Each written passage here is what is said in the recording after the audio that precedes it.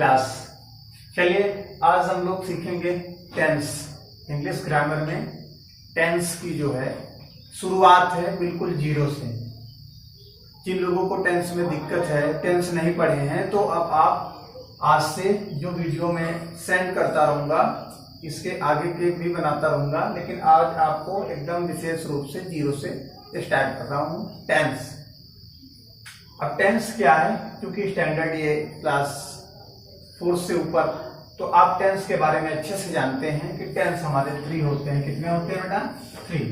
आपके 3 टेंस होते हैं, प्रेजेंट, पास्ट, फ्यूचर, और फिर हर एक टेंस के 4-4 भाग होते हैं, तो कुल मिला के 12। उसमें से आपको मैं आज प्रेजेंट टेंस पढ़ा रहा हूँ। प्रेजेंट का मतलब जो वर्तमान में चल रहा है। जैसे मैं आज आपको पढ़ा रहा हूँ तो ये प्रेजेंट टेंस है। वर्तमान में जो काम होता है उसको प्रेजेंट टेंस बोलते हैं। पास्ट उसे बोलते हैं जो भूतकाल, और फ्यूचर भविष्य काल, जो कल मैं पढ़ाऊंगा। अब आप ध्यान दें, सबसे पहले उसमें हमने दिया प्रेजेंट इंडेफिनिट टेंस। बहुत अच्छे से जानते हैं, जो मेरे एग्जिस्टेंस स्टूडेंट्स हैं उन्हें पता है। बाकी भी ध्यान दें, प्रेजेंट इंडेफिनिट टेंस को मैं पढ़ा रहा हूँ। तो प्रेजेंट इंडेफिनिट टेंस की सबसे पहले हमको जानेंगे कैसे कि ये प्रेजेंट इंडेफिनिट टेंस है।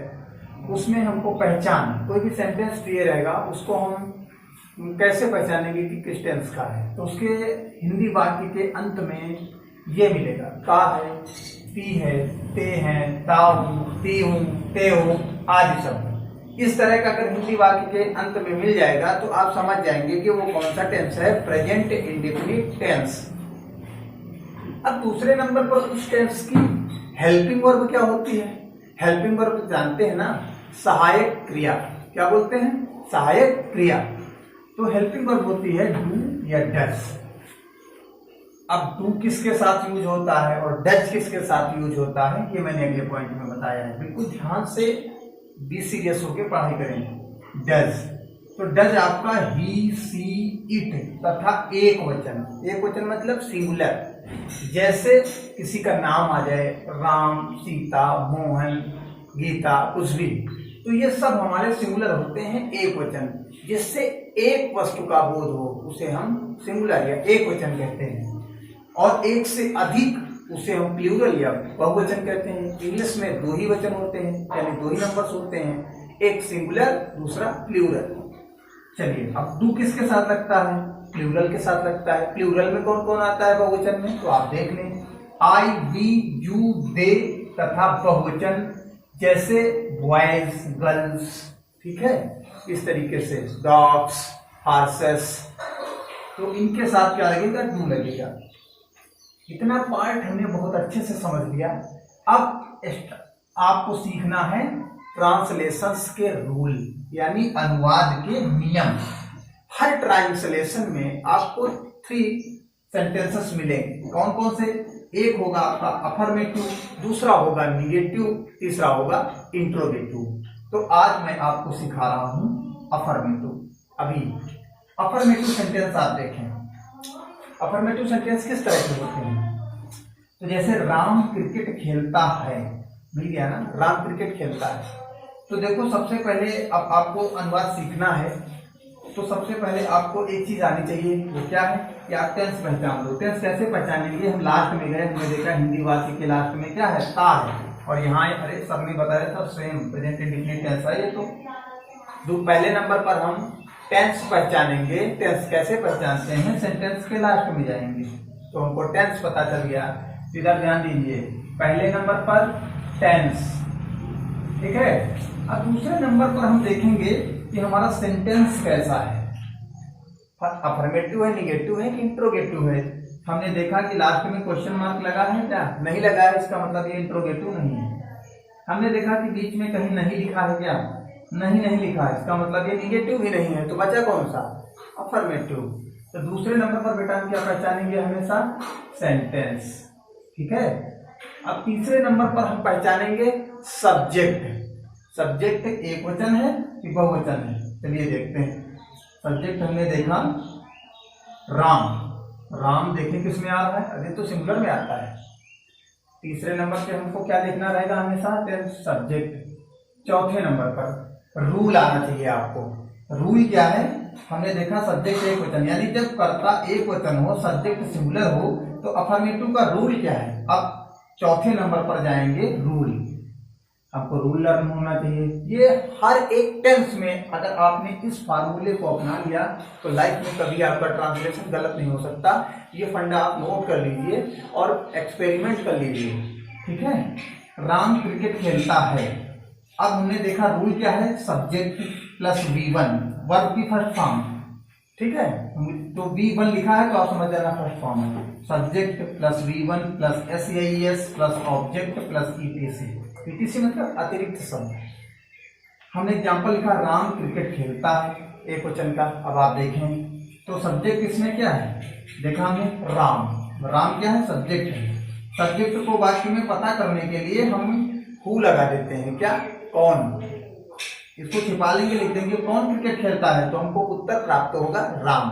तो राम क्या है, हमारा सब्जेक्ट है।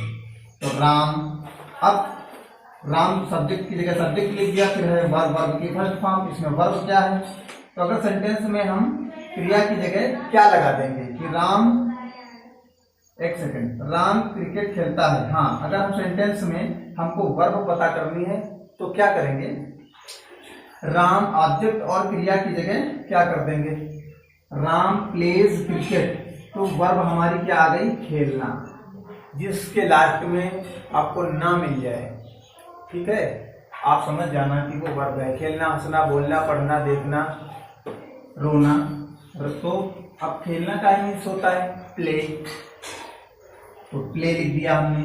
अब एक दिक्कत हमारे सामने इस जगह आएगी कि सर आपने फर्स्ट पॉइंट पे तो सब्जेक्ट हो गया, दूसरे पॉइंट पे V1 हो गया, तीसरे पॉइंट पे SEIS है, तो कहाँ S लगेगा, कहाँ ES लगेगा। तो जिस नाउन्स के लास्ट, सॉरी जिस वर्ब, देखना आप जहाँ यहाँ इस जगह, ये जो हमने प्लेस लगाया है, इस जगह अगर आपको लास्ट में, यानी इस जगह जो इसके पहले है, इस जगह आपको क्या मिल जाए, XSHO, तो आप ES लगाएंगे।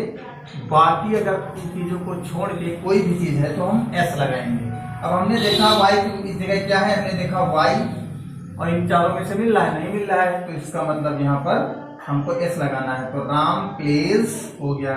अब ऑब्जेक्ट क्या है, क्रिकेट, क्रिकेट लिख दिया। दा क्यों नहीं लगाया, क्योंकि खेलों के नाम के पहले कभी दा नहीं लगता है, वो कोई भी स्पोर्ट्स हो, ठीक है, याद रखना, खेलों के नाम के पहले दा नहीं लगता है, इसलिए नहीं लगाया। तो राम प्लेज क्रिकेट, ये आपका हो गया प्रेजेंट इंडेफिनिट का, अफर्मेटिव का सिंगुलर का रूल। अभी नेक्स्ट पार्ट, नेक्स्ट इसका जो है दूसरा देखें, प्लूरल का।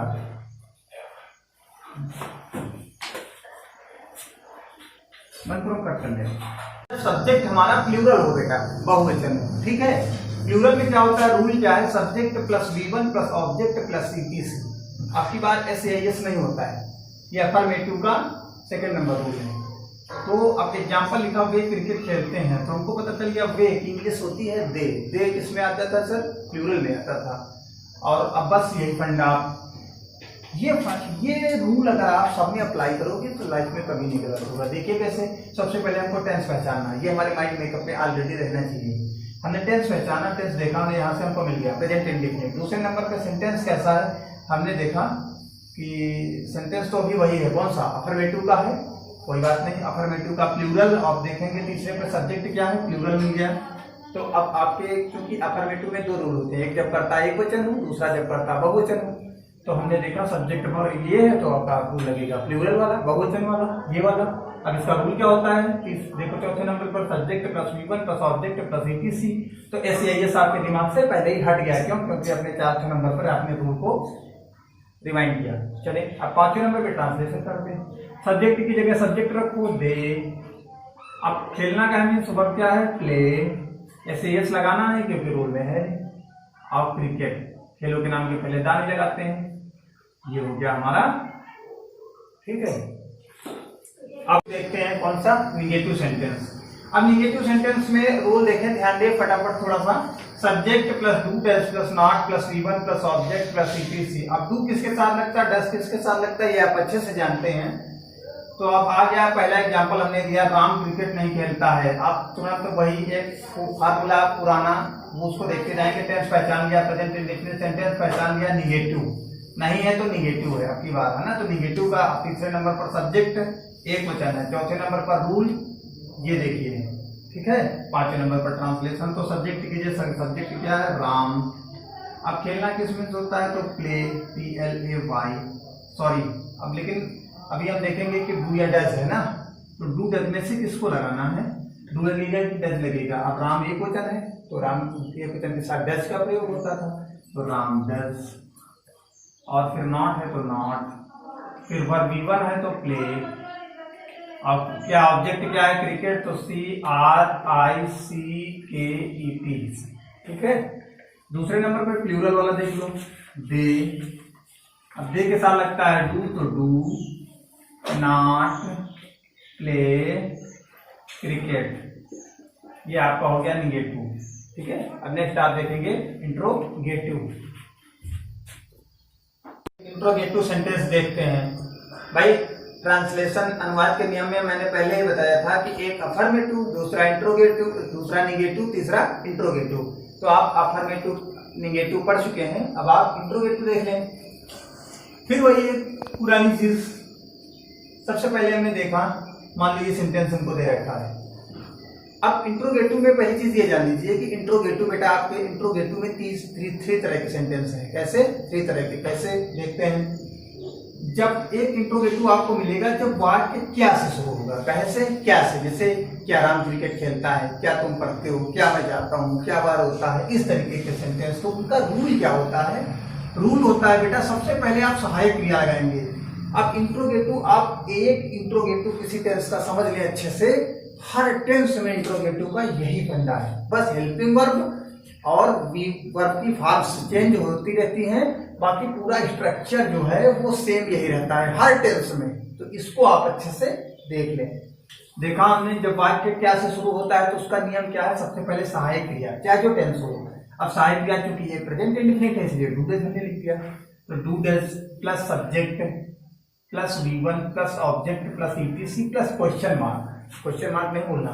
और इसमें नॉट वाला देख लीजिए, नॉट जब भी जो भी टेंस हो हमेशा इंट्रोगेटिव का, तो आप इतना याद रखना कि जहां सब्जेक्ट लिखोगे उसके तुरंत बाद नॉट लगा दोगे, ठीक। अब देखते हैं कि एग्जांपल क्या, राम क्रिकेट नहीं खेलता है, क्वेश्चन मार्क लगा है। इससे हमने पहले पहचाना प्रेजेंट इंडेफिनिट टेंस, दूसरा हमने पहचाना क्वेश्चन मार्क है तो इंट्रोगेटिव है, और फिर देखा तो इंट्रोगेटिव निगेटिव है। तो रूल ये अप्लाई करो।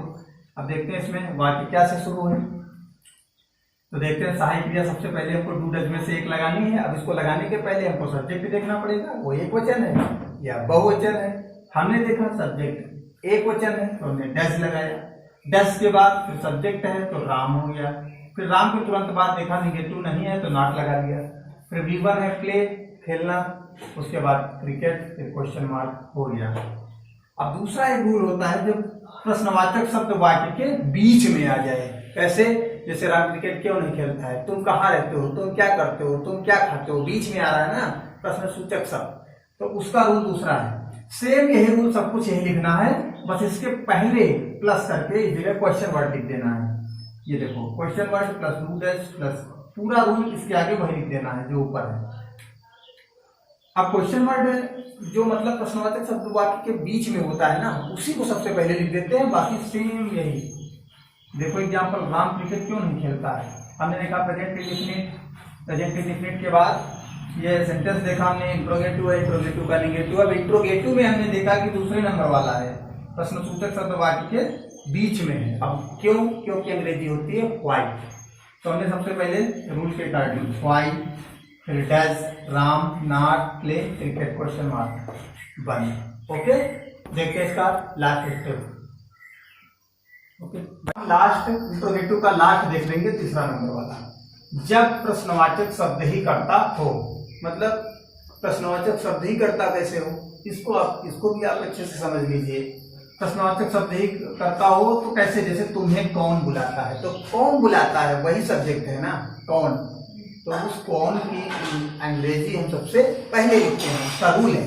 तो सबसे पहले प्रश्नवाचक शब्द की अंग्रेजी जो भी कौन लिखा होता है, दूसरे से इसमें अफर्मेटिव का ही रूल काम करता है, तो V1 plus SAIS plus object plus question mark. अब हमने देखा तुम्हें कौन बुलाता है, तो हमें कौन मिल गया, इसकी इंग्लिश सबसे पहले लिख देंगे।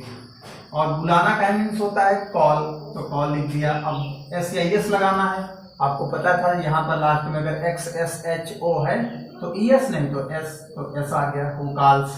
और किसे? तुम्हें, यू, क्वेश्चन मार्क। तो आज आपका प्रेजेंट इंडेफिनिट टेंस यहाँ पे पूरा क्लियर हो गया है और आप इस टेंस को मेरे ख्याल से बहुत अच्छे से समझेंगे। बाकी इसके जो नेक्स्ट वीडियोस हैं वो मैं बना के अपलोड करता रहूंगा। आप प्रेजेंट इंडेफिनिट को अच्छे से समझ लीजिए, जहाँ पे जो दिक्कत हो कमेंट बॉक्स में लिख के भेजें, उसका रिप्लाई आपको दिया जाएगा। Thanks class.